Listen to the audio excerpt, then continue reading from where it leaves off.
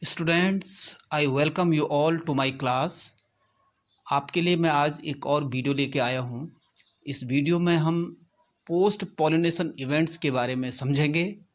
इससे पहले हम male and female gamete development की प्रोसेस को समझ चुके थे और उसके बाद हम ये भी समझ चुके थे कि डबल फर्टिलाइजेशन कैसे होता है और इसमें क्या क्या प्रोसेसेस होती है। इस वीडियो में हम ये जानने की कोशिश करेंगे कि जो डबल फर्टिलाइजेशन के बाद की जो इवेंट्स हैं, जिसमें कि जाइगोट के बाद एम्ब्रियो का डेवलपमेंट और इधर जो एंडोस्पर्म टिश्यू है उसकी फॉर्मेशन, और कितने टाइप का एंडोस्पर्म्स होते हैं एंजियोस्पर्मिक प्लांट्स में, और ये जो प्रोसेस है डबल फर्टिलाइजेशन की, इस प्रोसेस के तहत जो फ्यूजन है गैमीट्स का वो कैसे संपन्न होता है, यानी पोलन ट्यूब की एंट्री के जो 3 मेथड्स हैं और उसका जो स्ट्रक्चर है वो सब हम इस वीडियो में समझेंगे। तो सबसे पहले हम यहाँ पर इस चार्ट के थ्रू समझ रहे हैं कि ये डबल फर्टिलाइजेशन, इसी को थोड़ा हम और एलेबोरेट कर रहे हैं। इसका आइडिया मैंने पिछले वीडियो में भी दे दिया था। बच्चों, जो नॉर्मल फर्टिलाइजेशन की प्रोसेस है लिविंग ऑर्गेनिजम्स में, ये 1884 में स्ट्रॉसबर्गर साइंटिस्ट हैं, उन्होंने डिस्कवर किया था। और उसके बाद 1897 में एस.जी. नवास्टिन जो साइंटिस्ट हैं, उन्होंने लिलियम एंड फ्रिटिलेरिया में ये डबल फर्टिलाइजेशन प्रोसेस को डिस्कवर किया था। इस डबल फर्टिलाइजेशन में 2 बार फर्टिलाइजेशन होगा, 2 बार फ्यूजन होगा। एक मेल गैमीट फ्यूज होता है एग के साथ और वो बनाएगा डिप्लॉयड जाइगोट। यहाँ पर हमने इसको दिखाया है N+N डिप्लॉयड जाइगोट, और बाद में यही डिप्लॉयड जाइगोट मल्टीप्लाई होता है माइटोटिकली और ये फॉर्म करेगा एम्ब्रियो को। और जहाँ तक फ्लावरिंग प्लांट्स की बात है, 2 तरह के एम्ब्रियो फॉर्मेशन देखी गई है, क्योंकि 2 तरह के प्लांट्स हम देखते हैं एंजियोस्पर्मिक ग्रुप में। एक है डाइकोट प्लांट्स, तो उनका जो एम्ब्रियो है उसको हम डाइकोट एम्ब्रियो डेवलपमेंट के तहत स्टडी करते हैं, और दूसरा है मोनोकोट एम्ब्रियो, और इस मोनोकोट एम्ब्रियो के डेवलपमेंट को हम मोनोकोट प्लांट्स में स्टडी करते हैं। दोनों जो एम्ब्रियो की डेवलपमेंट की प्रोसेस है वो एक अलग टॉपिक है, उसको हम इसमें कवर नहीं करेंगे। दूसरी तरफ जो एंडोस्पर्म टिश्यू, जो न्यूट्रिटिव टिश्यू है, इसका जो डेवलपमेंट है वो हम आज इस टॉपिक में ले रहे हैं। तो एक मेल गैमीट ऑलरेडी फ्यूज हो चुका है एग के साथ, उसने जाइगोट बनाया, तो जो दूसरा मेल गैमीट है ये सेकेंडरी न्यूक्लियस, जो कि एम्ब्रियो सैक और फीमेल गैमेटोफाइट के अंदर है, जिसमें 2 पोलर न्यूक्लियाई हैं, उन 2 पोलर न्यूक्लियाई के साथ एक मेल गैमीट फ्यूज होकर के ये बनाएगा triploid 3N। 3N means 3 sets of haploid chromosome की संख्या है इस टिश्यू में, इसलिए हमने इसको ट्रिप्लॉइड नाम दिया है। और यहाँ पर 3N भी हम इसको इंडिकेट करते हैं।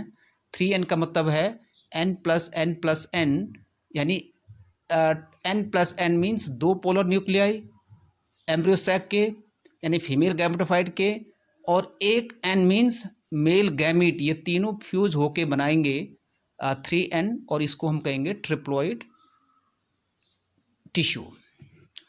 एंजियोस्पर्म्स में 3 तरह के ये एंडोस्पर्म फॉर्म होते हैं।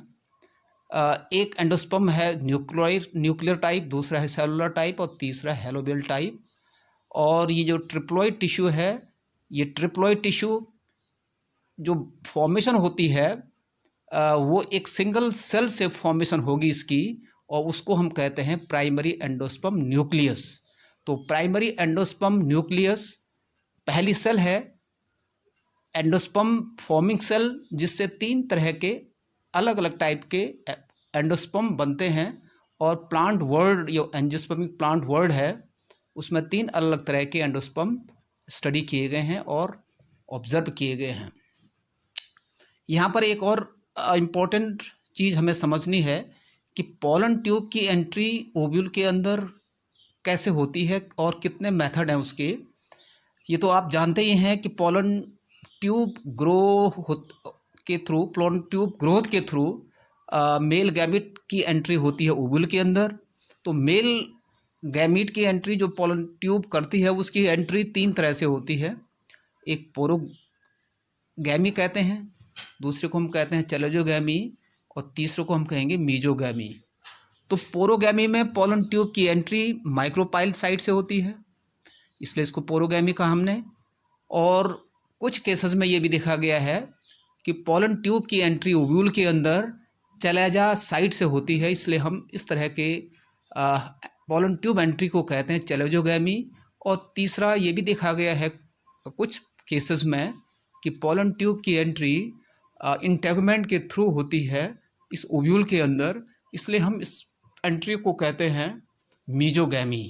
मीजो का मतलब थ्रू इंटेगुमेंट और मिडिल ऑफ द ओव्यूल। तो ये आसान है याद करने के लिए, सभी बच्चे इसको इन टर्म्स को समझ सकते हैं, याद रख सकते हैं। अब यहाँ पर हमने एक वर्टिकल सेक्शन या लॉन्गिट्यूडनल सेक्शन दिखाया है ओवरी का और पूरे कार्पल का कि किस तरह से पोलन ट्यूब एंटर करती है ओव्यूल के अंदर। यहाँ पर बच्चों एक बहुत इंपॉर्टेंट चीज़ आपको ध्यान में रखनी है कि स्टिग्मा के ऊपर पॉलिनेटिंग एजेंट्स कई सारे पोलन ग्रेन्स को लेके आते हैं और इसमें से सभी पोलन ग्रेन जर्मिनेट नहीं होते हैं। जर्मिनेट का मतलब होता है कि पोलन ट्यूब की फॉर्मेशन होना पोलन ग्रेन से। जब पोलन ग्रेन स्टिग्मा के ऊपर आ जाएंगे तो उसके बाद इन पोलन ग्रेन के थ्रू या पोलन ग्रेन से पोलन ट्यूब का बनना, उसे हम कहते हैं पोलन जर्मिनेशन। तो यहाँ पर सभी पोलन ग्रेन जर्मिनेट नहीं होते हैं, यानी सभी के सभी पोलन ग्रेन पोलन ट्यूब नहीं बना सकते हैं। जो कॉम्पिटेंट हैं और फंक्शनल वेल डेवलप्ड हैं और जो कॉम्पिटेंट हैं, रिसेप्टिव हैं, वही यहाँ पर ग्रो करते हैं और लॉन्ग पोलन ट्यूब बनाएंगे। एक बात और सभी बच्चों को ध्यान में रखनी है कि जो ये स्टाइल है, ये स्टाइल भी 2 तरह के देखे गए हैं एंजियोस्पर्मिक प्लांट्स में। एक है हॉलो टाइप और दूसरा है सॉलिड टाइप। हॉलो टाइप का मतलब है कि कहीं किसी केसेस में और कुछ केसेस में ये देखा गया है एंजियोस्पर्मिक प्लांट्स में कि स्टाइल हॉलो है, तो उस हॉलो स्टाइल के through pollen tube easily pass हो जाती है और पहुंच जाती है ओव्यूल के अंदर। बट कुछ ऐसे भी फ्लावरिंग प्लांट्स हैं कि जिनमें ये स्टाइल हॉलो नहीं है, बल्कि यहाँ कैनाल के अलावा मीन्स यहाँ लॉन्ग कैनाल सेल्स नहीं है और वाइड कैनाल नहीं है, बल्कि इसकी जगह पे यहाँ कंडक्टिव टिश्यू है। तो कंडक्टिव टिश्यू होने की वजह से ये इसको हमने सॉलिड कैटेगरी में रखा है और इसके थ्रू पोलन ट्यूब एंटर करती है। तो यहाँ पर आपको ये भी बात ध्यान में रखनी है कि सभी स्टाइल हॉलो नहीं है और कुछ केसेस में ये सॉलिड भी है। बाकी इसमें आप सभी बच्चे ओव्यूल का जो स्ट्रक्चर है, एम्ब्रियो सैक का जो स्ट्रक्चर है, ये सब मैं आपको पिछली वीडियो में बता चुका था कि ये 7 सेल्ड है, 8 न्यूक्लिएटेड है।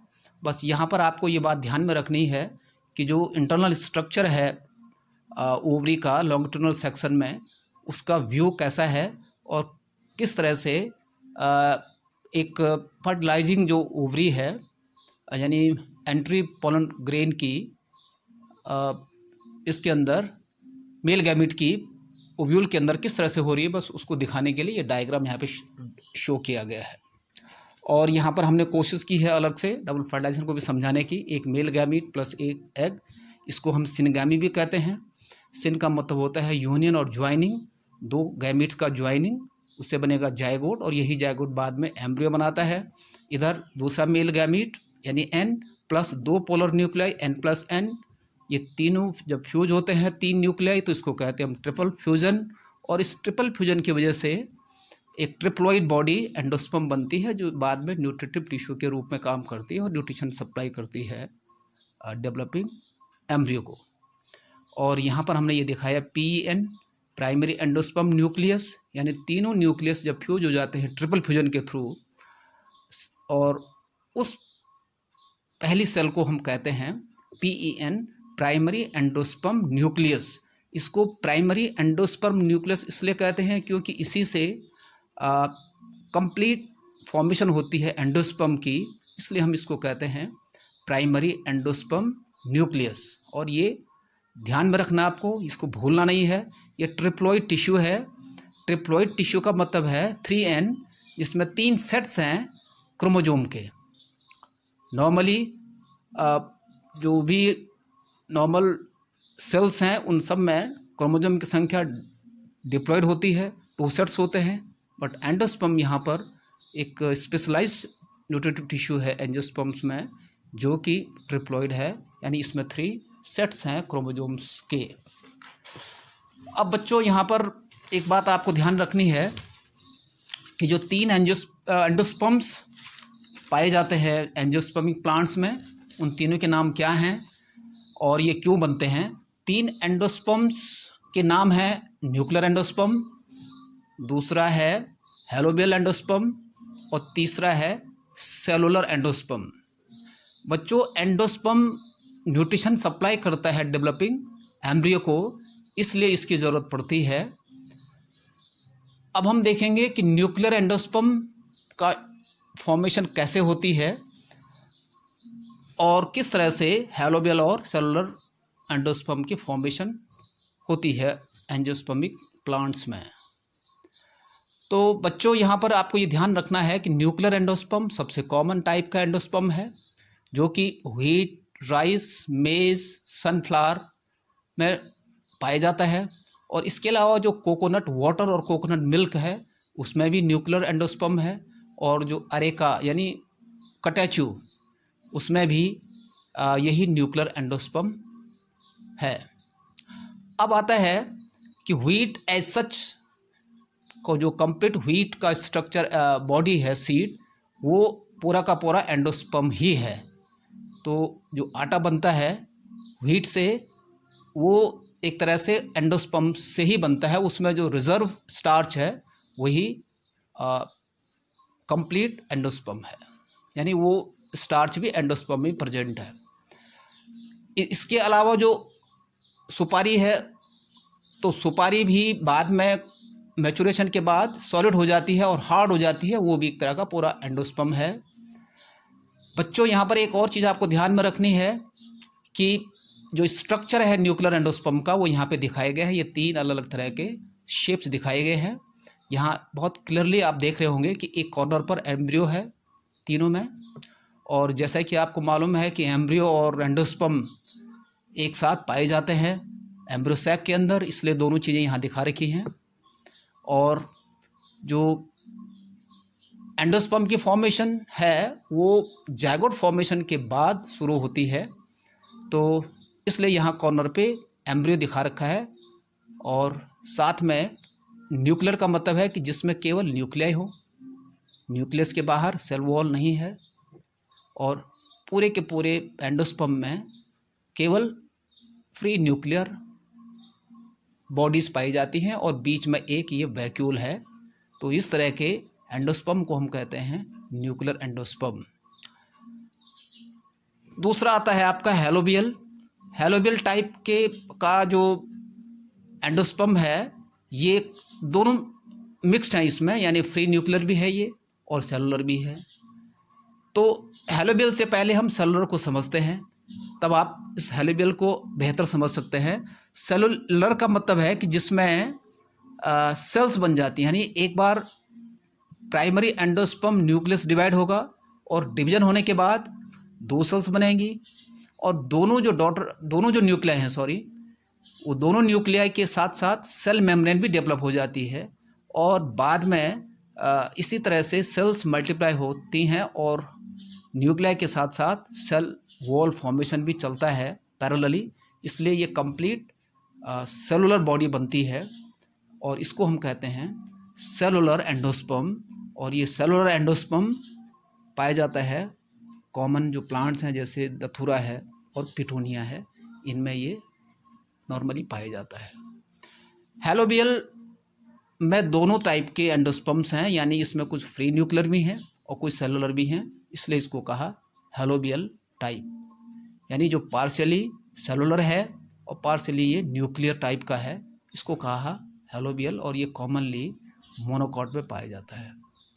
तो इस तरह से हमें उम्मीद है कि आपको ये वीडियो पसंद आई होगी और आपके जो कुछ डाउट्स हैं वो काफ़ी कुछ क्लियर हुए होंगे। इसी के साथ धन्यवाद।